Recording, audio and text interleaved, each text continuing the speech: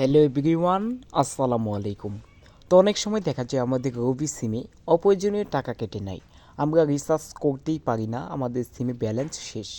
তো এমত অবস্থায় এই টাকাটা এই জন্য কেটে নেয়, আপনার সিমে যদি কোনো সার্ভিস চালু থাকে, অর্থাৎ টাকা কাটার জন্য ওয়েলকাম টিউনের মতো যদি টাকা কাটার কোনো ভ্যালিড সার্ভিস চালু থাকে, তাহলে এটা কিভাবে বন্ধ করবেন আর আপনার সিমে আর কখনো কোনো দিন টাকা কেটে নিতে পারবে না। শুধুমাত্র একটা কোড ডায়াল করলে আপনার সিমের সকল সার্ভিস বন্ধ করে দিবে। তো এটা কিভাবে করবেন সেই প্রসেসটা দেখিয়ে দিব। তো ভিডিওটা শুরু করার আগে একটা কথা না বললেই নয়। তো আপনি যদি আমাদের চ্যানেলে নতুন দর্শক হন তাহলে অবশ্যই আমাদের চ্যানেলটি সাবস্ক্রাইব করবেন।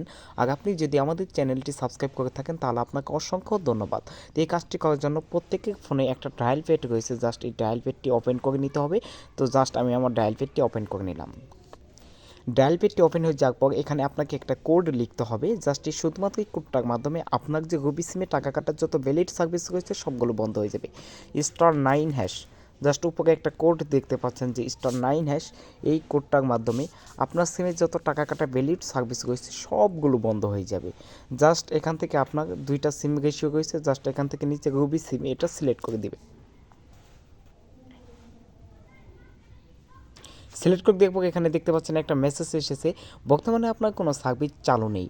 যদি সার্ভিস চালু থাকতো তাহলে সেটা বন্ধ হয়ে যেত। তো এখন আপনি নিশ্চিন্তে আপনার ফোনে টাকা রিচার্জ করতে পারেন, আপনার ফোনে কখনো আর টাকা কাটবে না।